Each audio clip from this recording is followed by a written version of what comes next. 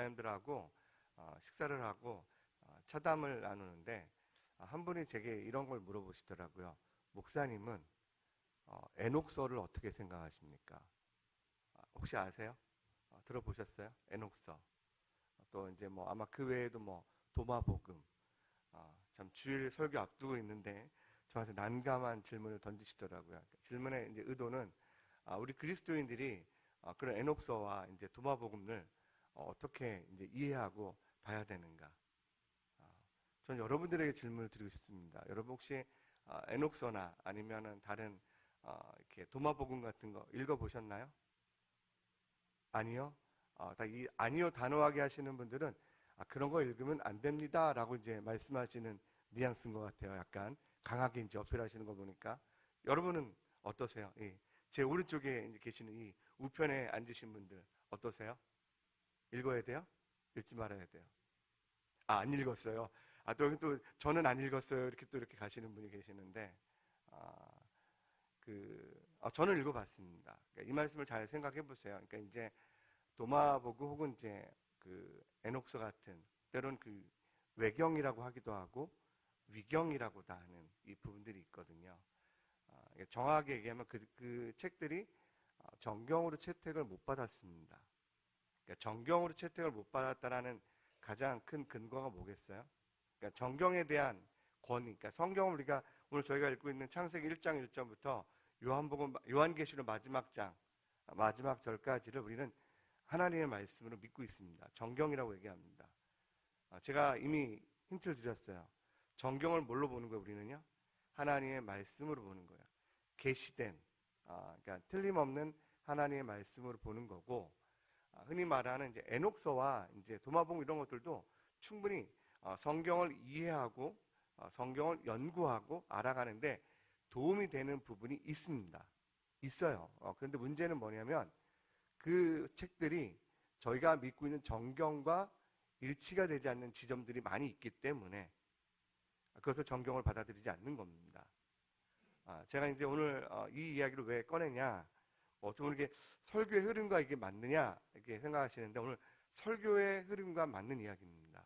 아마 오늘 제가 7장 53절부터 읽었고 8장 11절까지 읽었는데 여러분이 갖고 계신 성경 가운데 보면 가로가 있어요, 없어요?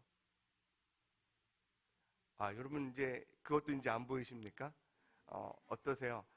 있어요, 없어요? 네, 있습니다. 이 말은 뭘까요? 이게 어떤 우리나라 이제 우리 국문법에서 가로가 있다라는 거요. 앞에 있는 단어나 문장과 딱 붙어서 가로가 있을 경우, 이거 꼭 국어 시간 같네요, 여러분. 있을 경우 앞에 있는 문장이나 단어를 이제 설명하는 이제 뒤따르는 문장들인 거죠. 근데 그걸 딱 떨어뜨려 놓고 가로가 있을 경우에 뭐예요? 있어도 되고 없어도 되는. 근데 왜 성경에 이런 부분이 있지? 여러분 이런 질문 안 해보셨어요? 이 말씀에 지금 가로가 있어요. 가로가 있어요. 이건 어떤 의미냐면 거기 보면 이제 7장 53절에 보면 가로에 아마 보통 숫자 1로 간주가 달려 있을 겁니다. 다른 사본에는 없음. 이제 이게 어떤 의미냐면 저희가 이제 보통 성경으로 읽고 있는 이 우리 한글 성경 또는 영어 성경 혹은 여러 이제 문화권에 있는 다른 언어로 번역된 성경들은 히브리어 성경과 헬라어 성경을 번역한 겁니다. 그러면 어떤 히브리어와 어떤 헬라어를 번역했을까요? 물론 여러 개의 판본이 있습니다. 뭐 가장 늦게 발견된 우리 흔히 말하는 사회사본이 있거든요. 근데 보면 이제 그 전에 있던 이 전에 보면 이제 뭐 잊어버리셔도 돼요. 뭐 이제 뭐 피성경 뭐 앞에 보면 알렉산드리아 성경 뭐 학자들이 이름을 붙인 게 있어요. 그 지역에서 발견된 게 있거든요. 그러니까 저희가 보고 있는 건 이제 배자 성경이라고 해가지고 이제 후대에 나온 건데 앞에 어느 지역에서 이쪽 지역에서 성경의 항아리가 발견됐어요. 그러니까 이제 성경을 책으로 다 이렇게 제본을 못 해두니까 두루마리로 모세오경부터 쭉 써내려간 게 있는 거예요. 근데 이쪽에서 발견 딱 해보니까 이쪽 성경에서 요한복음의 요 본문이 기록이 안 되어 있는 거예요. 근데 후대에 또 이제 다른 지역에서 이제 성경을 발견했는데 여기에는 있는 거예요. 이제 교회가 이제 이걸 정경을 채택할 때 교회 안에서도 이거에 대한 의견이 나눠졌어요. 그래서 뭐 흔히 말하는 동방교회, 터툴리안이나 이런 사람들은 요한복음 8장이 오늘 이 본문을 가지고 단 한 번도 설교한 적이 없어요. 교회 역사 속에서. 재밌는 것도 반대로 우리가 알고 있는 그 어거스틴이나 서방교회 교부들은 이 요한복음 8장을 가지고 설교를 많이 했습니다. 약간 입장이 다른 거죠. 근데 그러다가 이제 이쪽 동방교회는 이쪽의 사본에는 이 본문이 없었다. 이 본문은 후대에 누군가 첨가한 것이 아니겠느냐 하면서 의견이 나눠집니다. 반대로 서방교회는 우리가 발견한 사본에는 이 말씀이 있다. 이 의견이 오가다가 이제 최근에 얼마 안 되죠. 뭐 100년도 안 된 그 시대 속에 그 목동이 우연히 이제 좀 볼일을 보러 갔다가 피하면서 그 안에 동굴에 들어갔는데 거대한 항아리 단지들을 발견하게 됐습니다.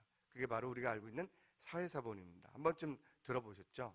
근데 거기 사해사본에 이 본문이 있었을까요? 없었을까요? 있었어요. 그러니까 이제 결론은 뭐예요? 종집을 찍어준 거죠.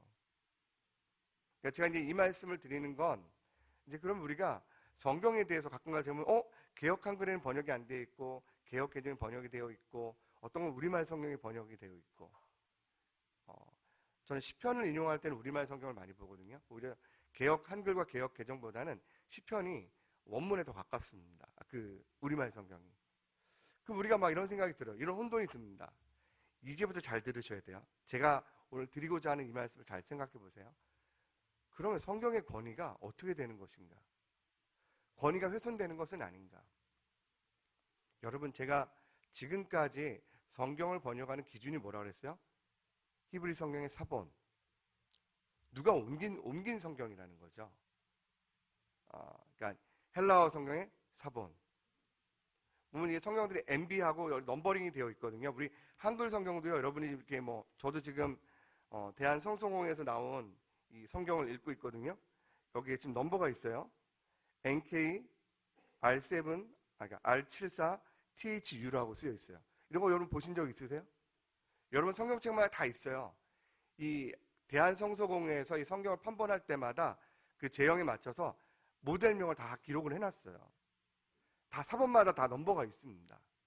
여러분이 갖고 있는 성경도요, 귀한 성경 다 이 넘버가 있는 성경이에요.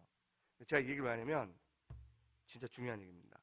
뭐 성경이 하나님의 말씀이라는 근거를 어디에 근거를 갖고 얘기하는 거예요? 우리가 있는 개역 개정, 또 개역 한글, 또 사본도 맞지만 우리가 읽었던 그러니까 번역했던 사본이 아니고 원문, 그러니까 원문 성경에 대한 권위를 갖고 얘기하는 거예요. 이 말씀 잘 생각하셔야 돼요.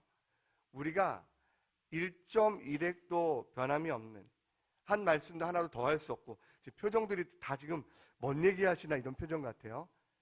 여러분 믿음과 직결된 부분, 여러분 신앙과 직결된 거고 이 교회 존재 유무와 직결된 부분입니다. 하나님의 말씀이 하나님의 영감으로 기록된 말씀인 걸 믿으십니까? 우리 개역 한글이나 개역 개정에 가끔 놓치는 부분들이 있어요.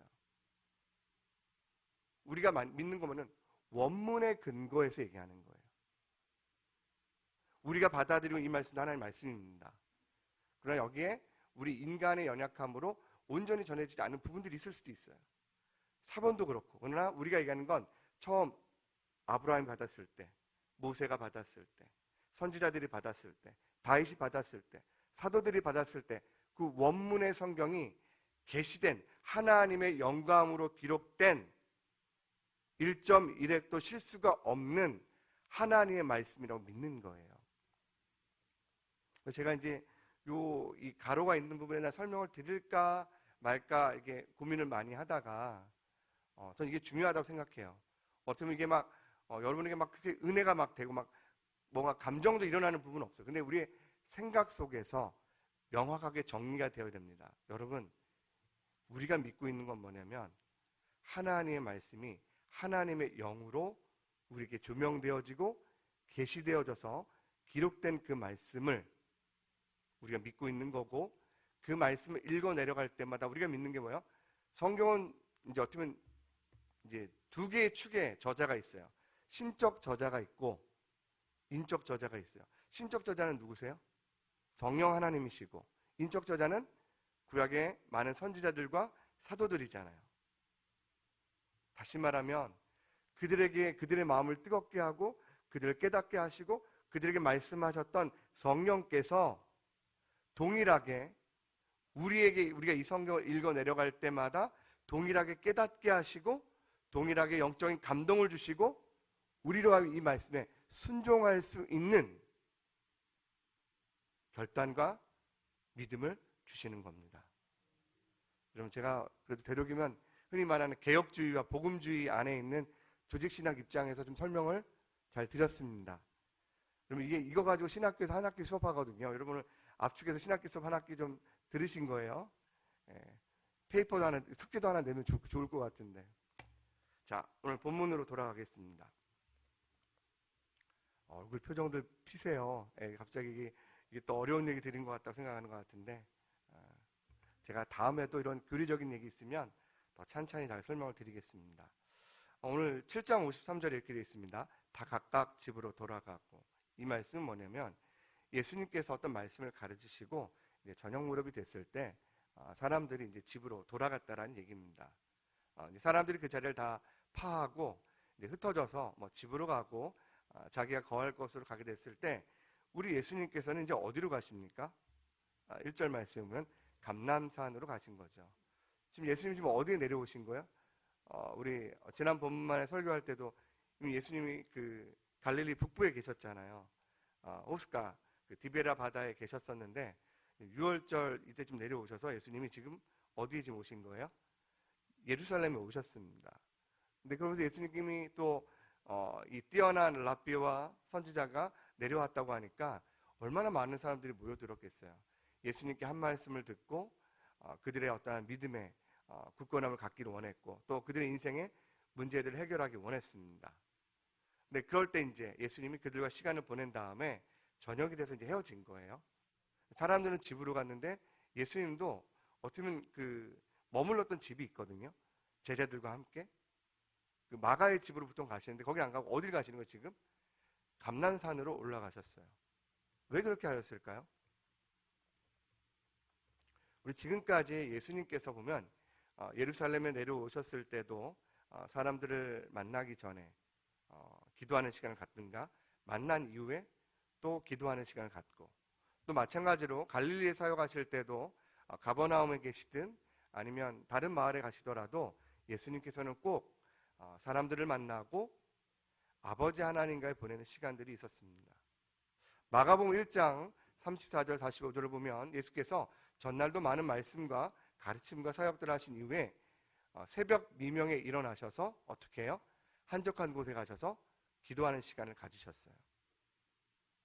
저는 예수님의 사역의 숨은 비밀이자 원동력은 아버지 하나님과의 깊이 있게 교제하는 그 시간이었습니다. 하나님과의 그 깊은 대화, 아버지 하나님과의 그 삼위 하나님의 그 깊은 친밀함과 교제와 나눔 속에서 그 다음 사역들을 하나씩 해나가셨습니다. 제가 이제 보니까 저희 교회 이제 이게 남자 장로님들, 안수입생들, 성도님들 보니까 말수가 이렇게 많은 분이 거의 없으세요. 지금 여기 보면 이제 제가 볼 때 제가 말 걸지 않아도요, 밥 먹을 때 만약에 이분들과 같이 식사하잖아요. 제가 말 한마디 건네지 않아도 불편하지 않은 분들이에요. 그냥 뭐 제가 있는데도 없는데 그냥 처음부터 식사 어떻게든 그냥 밥 숟가락 놓을 때까지도 말 한마디 안 할 분들입니다. 근데 또 제 우편에 계시는 분들, 이 권사님들은 어때요? 제가 있든 없든 처음부터 끝까지 이야기하십니다. 너무 놀랐습니다. 제가 깜짝 놀라요. 근데 가만히 보면 이분들이 좀 어떨까 보면 제가 속으로 이분들은 도대체 무슨 낙으로 사시나. 좀 우리 서영태 장로님 제일 가까이 계시니까 장로님은 무슨 낙으로 사세요? 제가 장로님께 요즘 여쭤봤더니 당신은 요즘 일하는 일터에서 전에는 이제 공직에 계실 때 일도 많고 근데 지금 이제 옮겨간 직장이 좀 이제 관리하는 입장에서 좀 시간적 여유가 좀 있으신 거예요. 그랬더니 저한테 전 하루 종일 찬양을 듣습니다. 이러시는 거예요. 지난 금요일도 이 또한 지나가리라 하는데 장로님이 이게 그냥 부르는 찬양이 아니시더라고요. 장로님 낙이 요즘 찬양 듣는 거죠. 그리고 저녁에 가서 권사님이 해주시는 밥 그냥 넙죽 드시는 낙으로 사시는 거죠. 뭐 지난주 중에 뭐 무침을 해주신 것 같던데 저 얼핏 들었어요. 그 집 메뉴. 그죠, 권사님? 근데 제가 왜 이 얘기를 하냐면 참 우리 교회 말 수 없는 남자분들 보니까 아내들을 통해서 힘을 얻는 것 같더라고요. 아멘. 예, 맞습니다. 이 말 잘 들어보세요. 저기도 지금 김대강 집사님도 지금 웃고 계시는데 집사님도 김현희 집사님 통해서 힘을 얻는 편이시잖아요. 맞습니다. 그래도 지금 센스가 있으신 거예요. 제가 보면 사람마다 보면 정서적으로 누군가에게 충전시켜주는 사람이 있어요. 여러분 인생에서요, 뭐 젊을 때 보면 우리가 막 유력한 사람, 뭐 똑똑한 사람, 뭐 재력이 좋은 사람, 뭐 이런 사람 관심 많이 가잖아요. 근데 나이가 들면서 어떤 사람이 편해요? 까칠한 사람이 편해요? 좀 밝고 유쾌한 사람이 편해요? 맞아요. 이게 나이가 들수록 사람들은요, 끼리끼리 모인다고 하는데 사실 보면 나를 편하게 해주는 사람들하고 모이는 거예요. 그러니까 이제 우리 이 말 수가 없는 우리 동산교회 남편분들이 이 따뜻하고 유쾌하고 경쾌하고 힘이 나는 와이프들을 통해서 늘 힘을 얻습니다. 맞죠? 이게 있어요. 사람이 정서적으로 힘을 얻는 게 있어요. 여러분 예를 들어서 비타민 B 같은 영양제를 아침에 먹는 게 좋아요? 밤에 먹는 게 좋아요? 역시 다 깨뚫고 계세요. 이분들은 다 모든 걸 다 알아요. 이 만물 박사세요. 왜? 밤에 비타민 B를 먹으면 안 됩니다. 잠을 자야 되는데 그때 활성 비타민을 먹으면 어떻게 돼요? 잠을 못 자는 거죠. 비타민 B 먹고 막 새벽 2시, 3시에 넌 왜 깨지? 이렇게 생각하시는 분들은요, 비타민 B를 그때 드셔서 그런 거예요. 비타민 B는 언제 먹어야 돼요? 아침에. 맞습니다. 지금 잘 알고 계시는 거예요.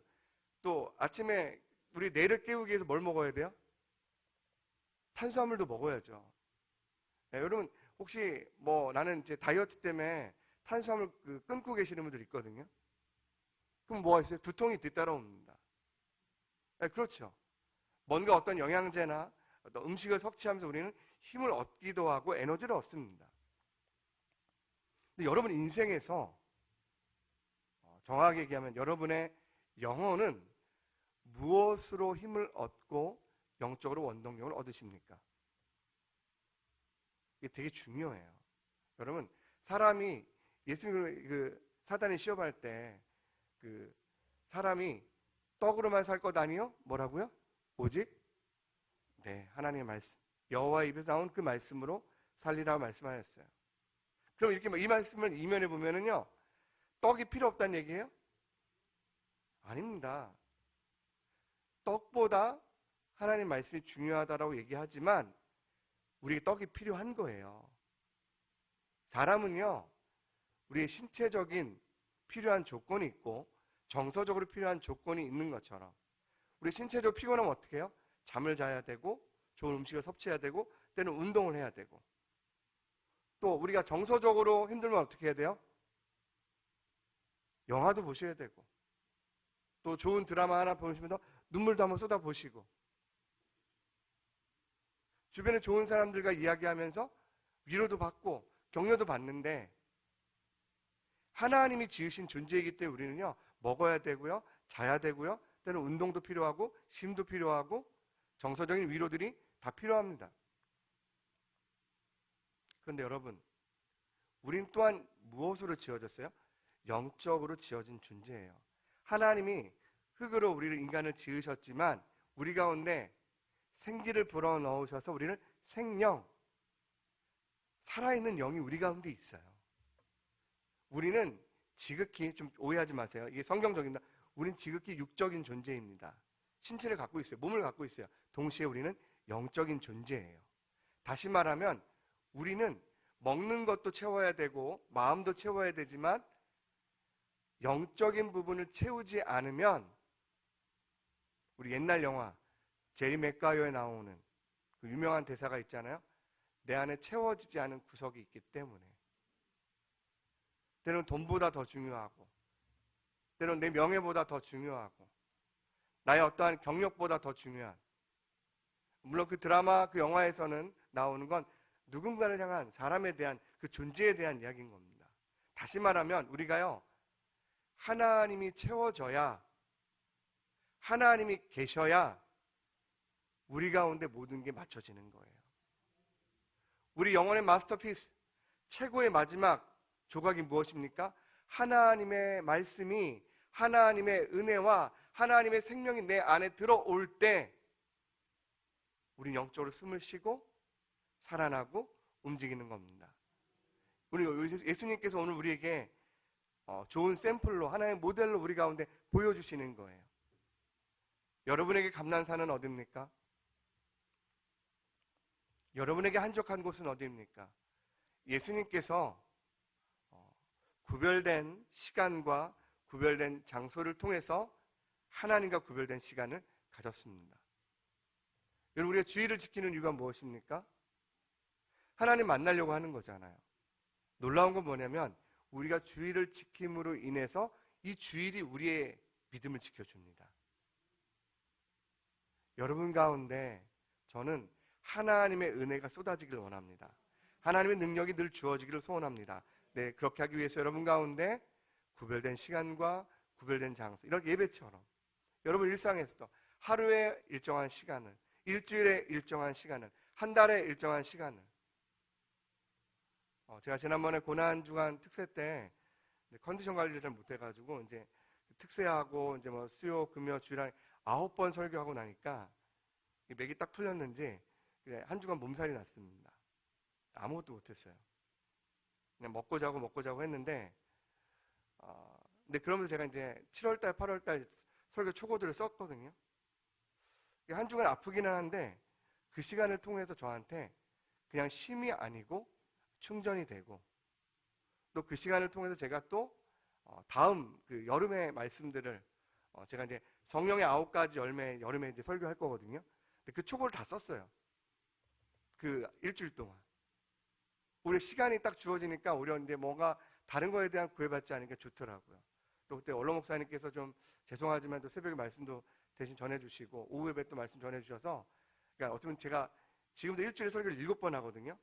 그 주일 오후, 수요, 금요, 화수목 7번입니다. 그래서 하루 한 번은 저는 따로 큐티가 필요 없습니다. 그냥 매일 설교 준비하면서 이제 큐티하는 거거든요.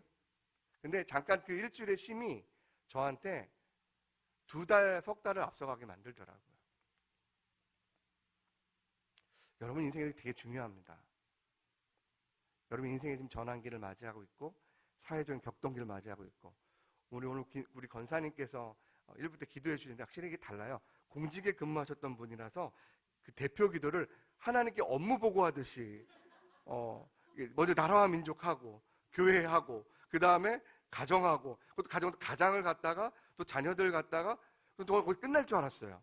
근데 안 끝나고 그 다음에 다음 세대로 가시고, 또 그래서 잊지 않고 또 저를 설교자를 위해 기도해 주시고, 좀 놀라요. 좀 시장님께 업무 보고하듯이, 예전에 국장님이 그냥 업무 보고하듯이 이제 참 놀랍다. 이게 참 사람이 직업을 못 속이나 봐요. 이게 있죠, 여러분. 근데 여러분 가운데 정말 저는요, 제가 어제도 그분한테 그랬어요. 우리 그 집사님들한테, 전 집사님들이 행복했으면 좋겠다고. 교회 나오면 웃을 일이 많았으면 좋겠고, 교회 나오면 행복했으면 좋겠고, 교회 나오면 영적인 은혜가 흘러갔으면 좋겠다고. 여러분들 그건 다른 게 아니에요. 여러분이 교회 와서 하나님을 깊게 만나셔야 돼요. 그리고 여러분 인생에서, 일상 속에서 하나님을 깊이 만나셔야 돼요. 너무나 바쁩니다. 일도 많고 챙겨야 될 사람도 많고, 여러분 운전하는 그 시간, 아니면 대중교통 이동하는 그 시간에 그때 듣는 찬양으로, 그때 듣는 말씀으로, 그때 듣는 은혜로, 우리 저희 교회 젊은 집사님 한 분이 우리 성도님들 큐티하는 걸 도와드리려고 앱을 하나 만드셨어요. 그래서 저희 교회만을 위한 큐티 앱을 만들어 주셨어요. 저희가 몇 주 전에 그거를 그 집사님 네 분하고 하면서 너무 신기하더라고요. 저희 교회가 이제 그러니까 그것도 심지어는 청년부, 중고등부, 유초등부까지 다 할 수 있게. 유치부는 좀 어려울 것 같아요. 글을 이제 읽는 게 쉽지 않으니까. 유치부는 어떻게 해야 될지 잘 모르겠지만 일단은 한글을 아는 이장에는 우리 시니어 어르신들 다 할 수 있게 했어요. 제가 그래서 그 돌아오는 토요일에 그 큐티 앱을 우리 이제 교육자들하고 이제 뭐 장로님들 뭐 몇 분 초대해서 이제 저희가 이제 시범단을 만들 거거든요. 한 이 5월 달 정도에 시범단을 운영을 해보고 거기서 또 이제 우리가 이제 보면 아 이게 너무 좋다, 또 이게 불편하다, 이거 다 고쳐가지고 한 6월 달 이때쯤에 성도님들께 선을 보일 겁니다. 그래서 아마 광고 시간 여기다가 QR을 해가지고 여러분 다 스마트폰으로 하실 수 있잖아요. 또 우리 권사님들도 옆에서 도와주셔가지고 다 연결을 해드릴 거예요. 여러분에게 저희가 어떻게든 저희가 지금 너무 고맙더라고요. 이 젊은 집사님이 교회를 생각해주고 성도님들 생각해서 딱 이렇게 해주시니까 너무 좋더라고요. 어떻게든 교회가 여러분들에게 영적으로 주일 예배든 또 금요기도회든 주중 예배든 여러분 일상에서 하나님 말씀을 가까이 할 수 있고 은혜를 가까이 할 수 있는 것들을 도움을 드릴 겁니다. 중요한 건 뭐예요? 여러분들이 구별된 시간을 만드셔야 되고 구별된 장소를 만드셔야 됩니다. 아, 이거 오늘 설교에 진짜 이게 서론인데 오늘 본론도 못 가보고 지금 이러고 있네요. 그 다음에 예수님이 이 말씀을 하시고 어떻게 하세요? 아침에 2절 말씀에 아침에 다시 성전으로, 여러분 한번 읽어주시겠어요? 2절 말씀 시작.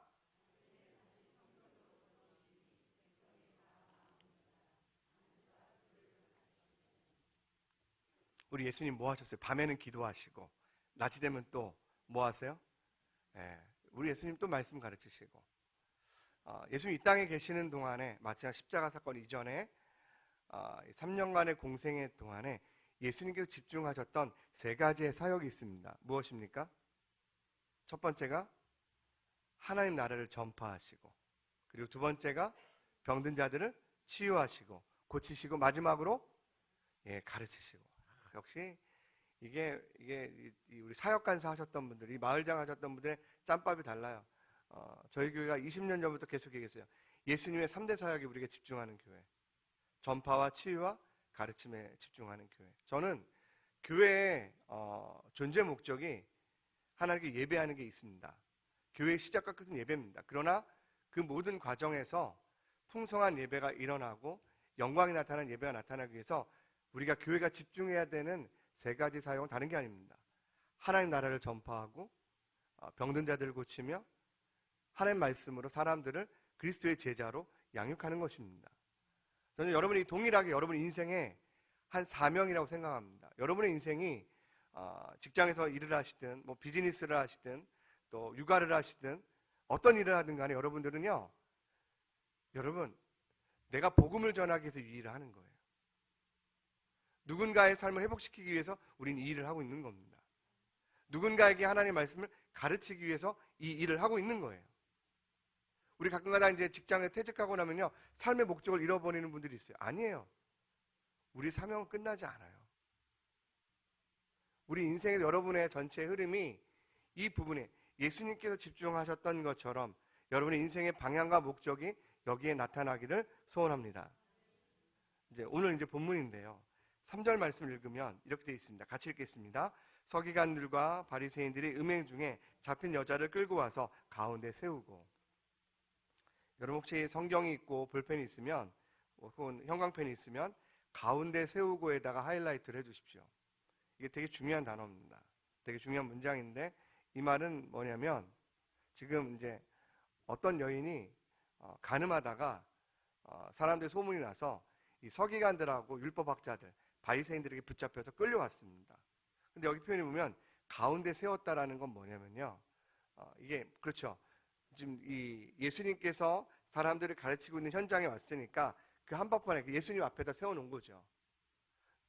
그러니까 예수님 앞에 세워놨다는 표현도 될 수도 있고, 또 말씀을 듣고 있는 사람들 앞에 세웠다는 얘기도 될 수 있고, 끌고 온 그 바리새인과 율법학자들 앞에 세웠다라는 표현도 되지만, 이 가운데 세우고라는 표현은 히브리적 표현으로 법정에 세웠다라는 거예요.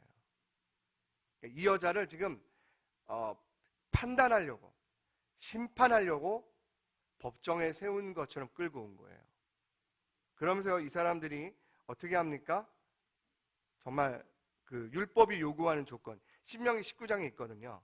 누군가를 법정에 세울 때는, 누군가를 고소할 때는 증인이나 증거가 있어야 돼요. 그래서 증인이 최소한 두 사람이 있는 거예요. 이거는 우리가 우리가 재직회를 하든 공동회를 하든 우리가 동의 제청하잖아요. 어떤 안건을 누군가가 제안을 하면 동의하고 제청하듯이 최소한 두 명의 사람의 동의를 구하고 제청을 구하는 게 뭐예요? 이 관례예요. 이게 서구법도 그렇고 동양도 그렇고 이 누군가의 동의하고 제청하는 부분이 이런 부분들입니다. 아마 이거는 성경도 그렇고 그 함무라비 법정 같은 데도 비슷합니다. 동의와 제청을 구하는 부분들이 나와요. 그러니까 이게 공적인 절차를 밟고 있다라는 그걸 보여주는 겁니다. 추측컨대 그녀의 남편도 이 자리에 있었을 겁니다. 아마 재판 중에 한 증인으로 왔을지도 모르겠습니다. 아까 이제 제가 이렇게 딱딱한 얘기했는데 알렉산드리아 사본, 베자 사본 하는데 베자 사본에는 이 말씀 이렇게 그 죄를 범하는 중에 이 단어가 그렇게 기록되어 있어요. 그 사본에는. 근데 여러분 이제 재밌는 건 뭐냐면 그러니까 좀 재밌다기보다는 여기 우리가 한번 주목해서 봐야 되고 한 번쯤 생각해야 되는데 여러분 만약에 이 여인이 지금 간음해서 쉽게 말하면 아주 간단합니다. 십계명의 7개를 범했어요. 빼도 박도 못합니다. 그냥 법정에 딱 밝혀져 있고 징계 사유가 있고 징계에 대한 처벌에 대한 내용도 레위기와 신명기에 아주 구체적으로 기록되어 있습니다. 그럼 이들은요, 이 여인을 어디로 끌고 가야 돼요? 예루살렘입니다. 사내들인 공회나 그 회당장이나 그들이 가까이 있는 법정으로 이 여인을 끌고 가면 됩니다. 여기까지 오지 않아도 돼요. 예수님 앞에까지 오지 않아도 돼요. 근데 여기 데려온 이유가 무엇입니까? 예수님 앞에 이 여인을 데리고 온 이유가 무엇입니까? 예수님께 최고의 판결, 어떤 판결문을 얻어내려고요? 아닙니다. 초점은 바리새인과 율법학자들은요, 이 여인이 초점이 아닌 거예요. 7계를 범한, 10계명의 7계를 범한 이 여인이 아니라 못마땅한 마뜩자는 예수님을 고소할 부분을 찾으려고 온 거예요. 사실상 이들은 법정에 누굴 세운 거예요? 여인을 세운 게 아니라 예수님을 세운 겁니다. 여러분 여기서 잘 보세요. 이 여인을 끌고 온 사람이 누굽니까? 저는요, 이 여인을 그냥 끌고 오지 않았을 거예요. 조롱하고 핍박하고 모욕을 주고 거의 질질 끌다시피 사람들 틈에서 끌고 왔을 겁니다. 부끄러움을 안기면서 끌고 왔을 거예요. 근데 목적은 뭐예요? 이 여인을 처벌하려고요? 아닙니다. 예수님을 처벌하려고. 누가요? 바리새인과 율법학자들이요. 하나님 말씀을 지키는 사람들이. 여러분, 말씀을 지킨다는 건요, 단순히 법을 다루는 사람들이 아니에요. 영혼을 다루고 사람을 다루고 공동체를 다루고 사회를 돌보는 사람들입니다. 영혼을 책임지고 있는 사람들이에요. 근데 그들은 어때요? 누군가를 짓밟기 위해서 다른 한 영혼을 짓밟고 있는 거예요. 영혼을 돌보고 영혼을 보호해주고 영혼을 책임져야 되는 사람들이 오히려 누군가의 영혼을 짓밟기 위해서, 누군가의 인생을 짓밟기 위해서 한 사람의 인생을 짓밟고 있는 겁니다.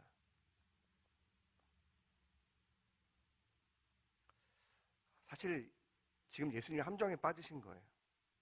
예수님 이용인데 여기서 예수님을 어떻게 보면 끌어내리기 위해서 그 여인을 이용하고 있는 겁니다. 그들의 술수와 그들의 모략에 대해서 예수님이 어떻게 해요? 침묵으로 일관하시면서 예수님은 오히려 자신의 처지가 아니라 누구의 처지를 생각하고 계세요?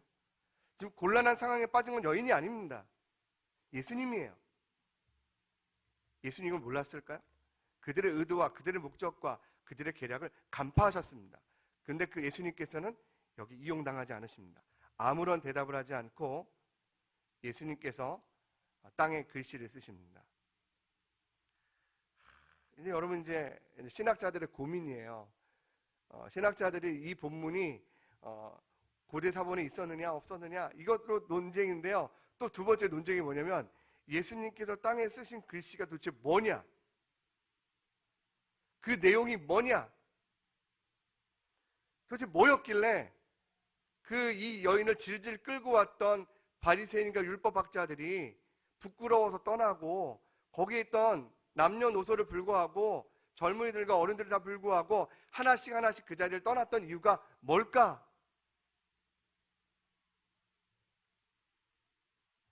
또 우리 제 가까이 계시는 또 우리 장로님 한번 제가 괴롭혔으니까 또 이번에 누구에게 우리 당의 서기이신 또 우리 김 위원장, 우리 당의 얼굴이잖아요. 얼마나 열심히 하시는지 몰라요. 너무 고맙습니다. 장로님께 또 질문 드리면 또 어렵잖아요. 또 제가 또 이러면 제가 향동에 계신 권사님 또 혼납니다. 근데 이제 여러분 뭐라고 쓰셨을 것 같아요? 돌발 퀴즈.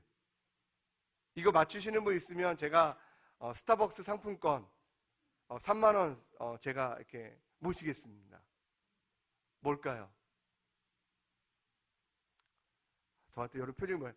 알면 빨리 얘기해 줘. 딱 표정이 이 표정이세요 지금. 우리 개역 한글에도 이 내용이 없고요. 개역 개정에도 이 내용이 없어요. 그리고 요즘 많이 보고 있는 젊은이들 보고 있는 표준 세번역에도 없습니다. 근데 세번역 성경에도 없어요. 그런데 우리 세번역 성경의 원조가 되는 94년도, 96년도에 나온 표준 세번역 성경의 관주에 이 내용이 그 땅에 쓰신 글씨의 내용이 설명되어져 있어요. 이 표준 세번역이 복음서의 일부가 번역이 어렵다라는 흔히 말하는 이 근본주의와 보수주의에 있는 일부 신학자들 때문에 표준 세번역을 우리 한국 교회가 못 받아들이고 이제 세번역으로 이제 다시 번역을 하게 되거든요. 근데 이 표준 세번역이 수십만 권을 찍어냈잖아요. 대한성서공회에서. 그래서 이거를 어떻게 했냐면 버릴 수는 없잖아요, 이 성경을. 그래가지고 그 당시에 95년도, 6년도, 7년도에 대한민국 군대로 이 모든 성경을 기증했습니다. 그때 있던 군목과 군종병들이 휴가를 나오면 저한테 성경책을 하나씩 선물로 주는 거예요. 대한성서공회에 기증했다며 저한테 표준세번역 한 권씩 줬습니다. 그래서 제가 보면 거기 딱 열어보면요, 대한성서공회 국군 기증 이렇게 되어 있어요. 제가 그때 한동안 이게 열 몇 권이 있었습니다. 그래서 제가 주변에 하나씩 나눠주고 있거든요.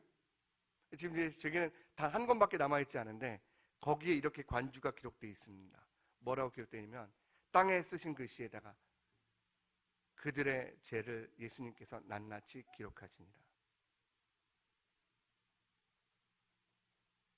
예수님은 아무 말 안 하세요. 누군가에게 부끄러움을 안기지 않으세요. 입으로 꺼내지 않으세요. 바리새인이 아무도 모르는 은밀한 죄를 예수님께서 쓰십니다. 말로 입으로 사람들인데 꺼내지 않아요.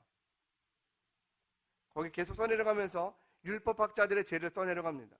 거기 있는 젊은이들과 남녀노소의 죄들을 하나씩 써내려가십니다. 그들이 볼 수 있는 글로 써내려가십니다. 그럼 예수님께서 하시는 말씀이 뭐냐면 죄 없는 자가 이 여인을 돌로 치라. 그럼 알고 있는 거예요. 예수님도 이 여인의 처벌하는 방법이 돌로 치라는 겁니다. 죄 없는 사람이 가장 먼저 이 여인을 돌로 치라는 거예요. 어느 누구도 돌을 들 수 없었고 어느 누구도 그 여인을 향하여 돌팔매질할 수가 없었습니다. 오히려 부끄러움으로 그들은 그 자리로 떠나게 됩니다.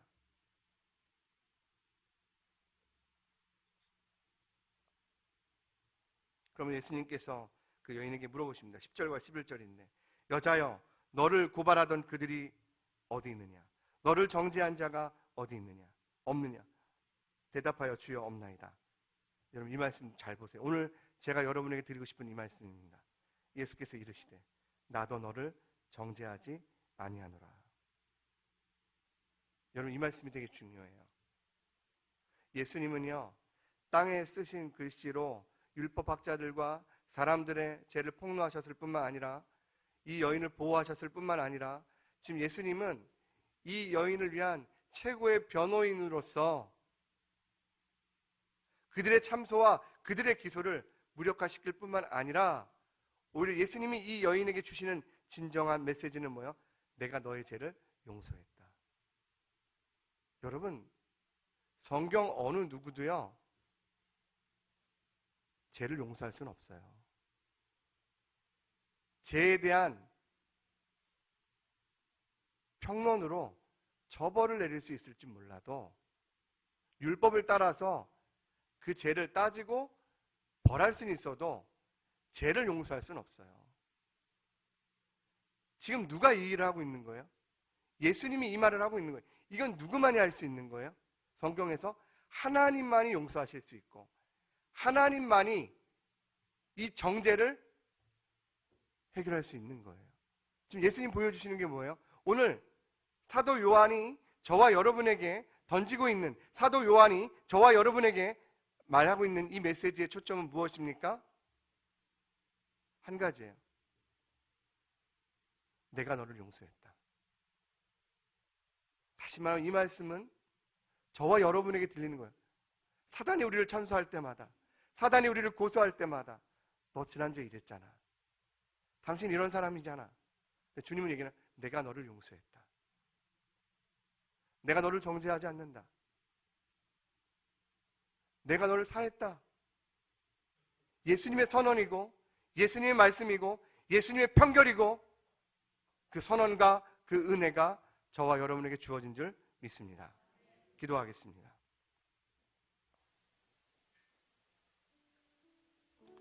오늘 저희가 이 말씀을 보면서 우리가 잘 생각해 봤으면 좋겠습니다. 지금 요한복음을 읽고 있는 독자들에게 보여주는 것이 무엇입니까? 단순히 예수님께서 율법 위에 서 계신 분이라고 말하는 겁니까? 그것은 아닙니다. 이미 그것은 지난 메시지에서 밝혀졌습니다. 오히려 이 사건을 통해서 예수님께서 우리 가운데 밝히시는 건 뭐냐면 우리 가운데 우리 스스로 해결할 수 없는 죄가 있다라는 거예요. 근데 그 죄를 예수님이 용서해 주시겠다라는 거예요. 예수님의 십자가로, 예수님의 보혈로, 예수님의 말씀으로, 예수님의 선언으로. 다음 주에 여러분 저희는 세상의 빛 대신 예수님에 대한 메시지를 전할 겁니다. 거기 동일합니다. 우리가 어둠 가운데 있던 우리에게 빛이 임하는 사건. 여러분 인생의 문제를 누가 해결해 주십니까? 하나님밖에 없는 거예요. 우리 영혼의 문제 누가 해결해 주십니까? 하나님이 해결해 주셔야 돼요. 아직도 여러분 이 자리에서 예수님을 만나지 못한 분이 있다면 우리를 용서하시고 나를 용서하시는 예수님을 만나길 소원합니다. 우리 주신 말씀 가지고 한번 기도하겠습니다.